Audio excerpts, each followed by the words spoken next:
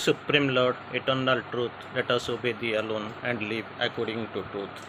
परमो च प्रभु सत्य नित्य त्वमेव केवलम ओं वर्तामहे सत्यम अनुजीवम केवलम ओं शांति शांति शांति.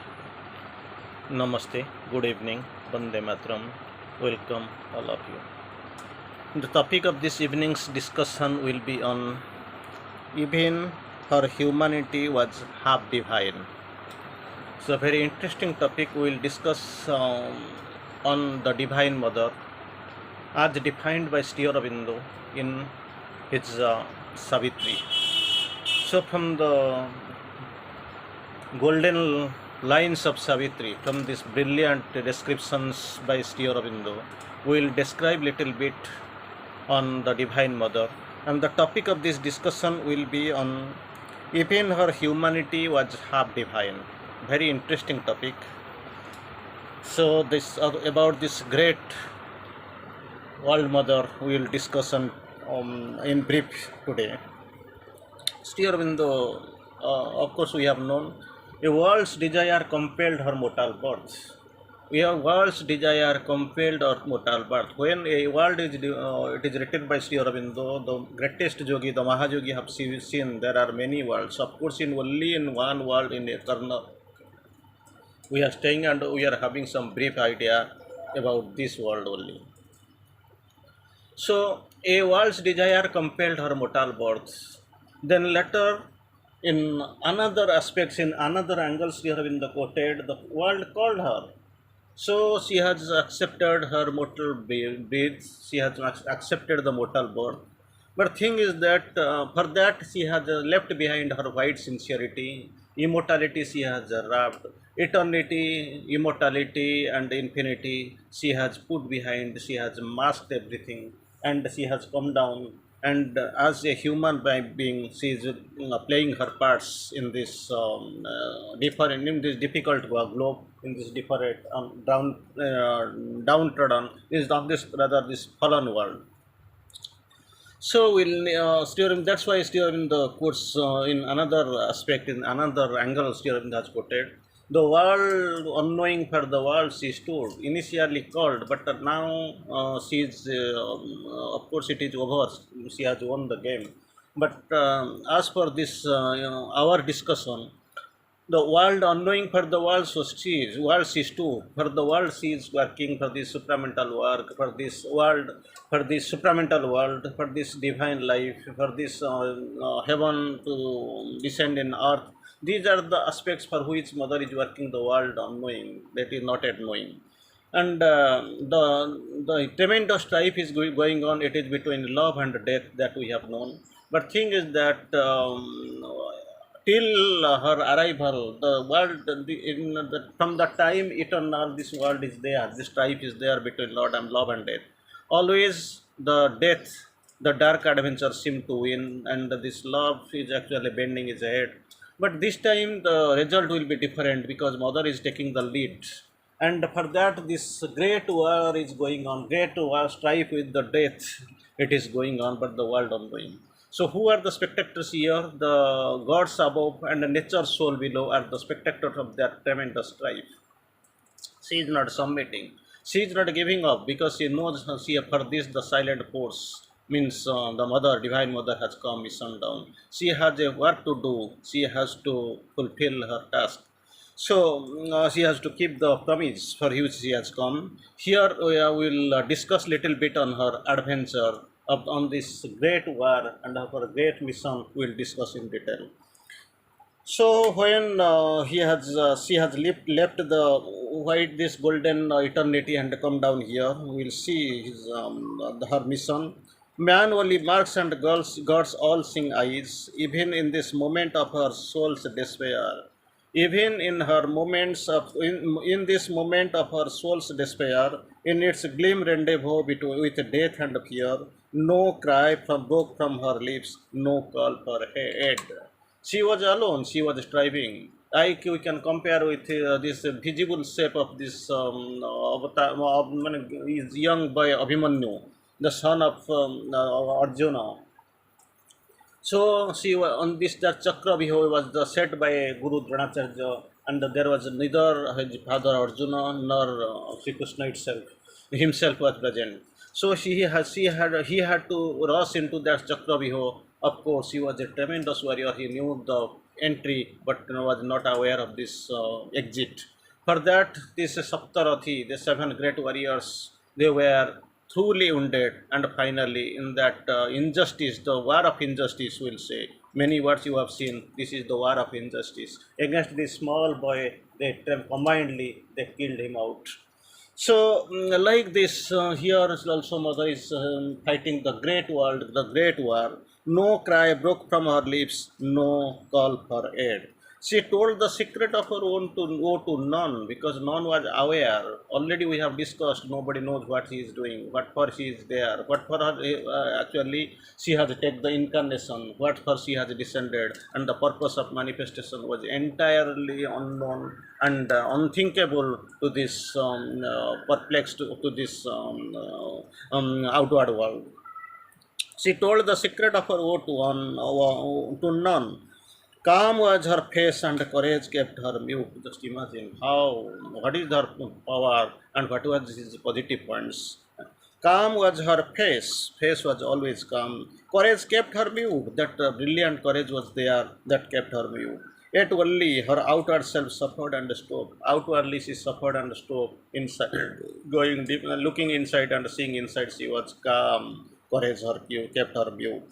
Even her humanity was half divine. The topic of this discussion we are discussing here. Even her humanity was half divine.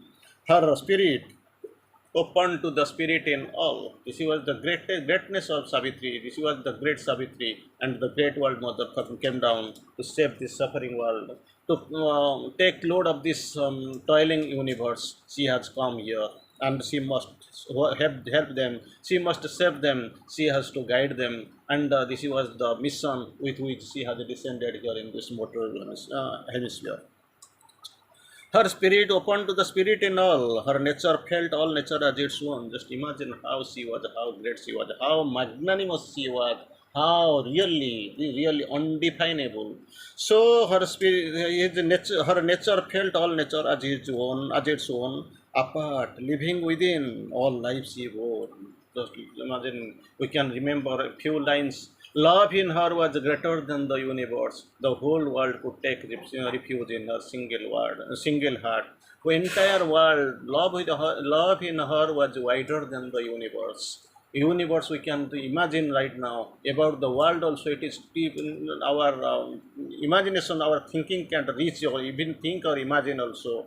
Here also Sri Aurobindo quotes apart, living within, that is the major source of strength. She all life she bore. Aloof, she carried in herself the world. Aloof, she carried in herself the world. Her dread was one with the great cosmic dread. There is dread. Her dread was one with the great cosmic dread. He was actually in like milk and water. She was actually very much mingled, very much mixed with, very much actually, totally. She was actually mingled with that. Her strength was founded upon the cosmic mights. Just imagine, on the cosmic mights. Initially, we have seen cosmic dread. Her dread was one with the great cosmic dread. Her strength was founded upon the great cosmic mights. The universal mother's love was hers. Just imagine who she was. The universal mother's love was hers, not our human love. This is perverted human love. This is actually in this lower hemisphere, everything has been perverted, everything has lost its shape. But here in the quotes, universal mother's love was hers. Against the evil at life's afflicted roots, her own calamity was its private sign. For all calamity was its private sign, nothing official in it. Her own calamity was its private sign against the evil that life's afflicted roots. Life's afflicted roots there is evil, and it is the proof. She is also suffering, and for her also the same thing is there here. Martya mandale deha voi devata hoile morai. So he who is coming here, and he who would save this suffering world must share its pain. The pain is actually, they are untouched, they are immortal, they are infinite, they are eternal, and still they are all knowing, they are all sensible. Still, then here actually they have been one with this suffering casuality of this world, of this lower hemisphere, lower world. They have been mixed, they have been identified, and they have also they know, and they have wrapped up their humanity, their divinity, and they are doing their lila here. Of her pangs she was made a mystic poignant sword. Of her pangs, out of these pangs she has made a mystic poignant sword. Then the very interesting definition, very tilting, very touching definition is there. A solitary mind, a worldwide heart. Again, her vastness was been described in different terms, in a very magical terms. A solitary mind, a worldwide heart. To the lone immortals' unshared work she rose. She rose means to where? To rose from the beginning. She knew herself the beloved of the Supreme. We have known. World spirit, I was the equal spirit born with the initial. After some time, she is actually her own voice proclaims like this. And also we have seen the greatness of her this thing. World nature quivered with illumined mind. These are her all signs when she took birth, and she manifested in this globe. Here to the this beautiful to the description of Sri Aurobindo will try to analyze and understand. To the lone immortals unshared work, unshared work, and immortals unshared work she rose to do, because nobody can see, nobody can do, and it is the work is immortals unshared work she is striving and she is doing, because she is immortal. The immortal doing the immortal work, doing the immortal who doing the immortals on shared work, and rising to immortality, because she is immortal. She knows already, she has told. A conscious spirit, a victor spirit conscious of my immortality I work. She knows she immortal, she is immortal.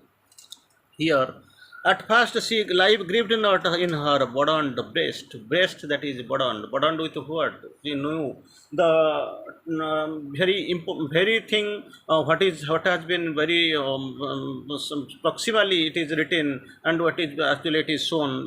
At first life grieved not on her burdened breast, on the lap of earth's original somnolence, inert, released into forgetfulness.